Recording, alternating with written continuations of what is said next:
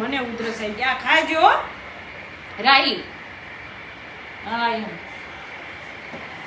બાકી હતું તો ભાઈ લોલીપોપ ને બધું બનાવડાવ્યું. મીરુભાઈ અરે બોલાવી એટલે ભાઈ છે ને બોલાવી ને એટલે દુખવા માંડે. મીરુભાઈ શું પ્રોબ્લેમ શું છે? હે શું કરવું છે? ઈ નો કઢાય, કાલે જવાનું છે ડ્રેસિંગ કરાવવા. ના પાડી છે ને જિગ્નેશભાઈ. હે આમ જો આજે મોઢું નહીં ધોયું, મોઢું બોઢું ધોવો. અહીં આમ કરીને આમ પી ઉભો રે પણ અહીં કરી આમ પીન નાખી દઉં ને એટલે આંખમાં વાળ નો આવે. નાખી દઉં ને પીન હું કાલો થઈ જ ગયું છે. આલો ખવડાવી દો. વેફર નથી ખાવાની. ડોક્ટરે બીજું મેં તને વેફર વાળો વિડીયો બતાવ્યો હતો ને. બધા મમ્મી ના પાડે વેફર ખાવાની પણ તમે માનો નહીં ને.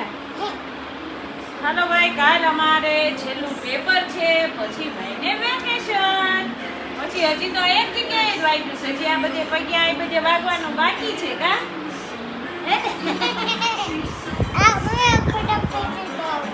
હા વગાડ્યા રાખો. અમે દવાખાને લઈ જાશું તમને. હા બધું લઈ દેવાનું.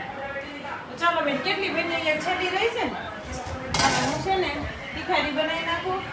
અને ભાઈ જો આપણે ગુંદાનું અથાણું મસ્ત રેડી થઈ ગયું છે. હવે આપણે એને કાચની બારીમાં ભરી લઈશું.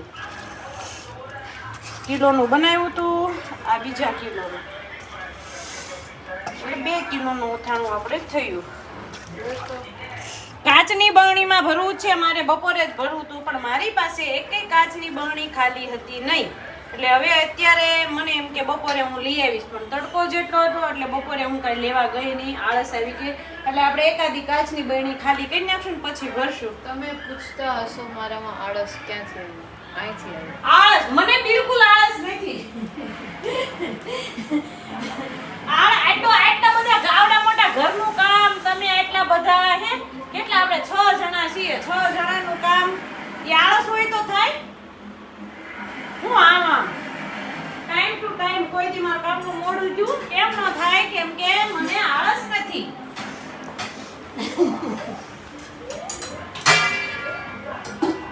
આળસ શું રાખે? કામ જ આપ મારી ઉપર હોય. આળસ રાખે મેળ ન આવે બેટા.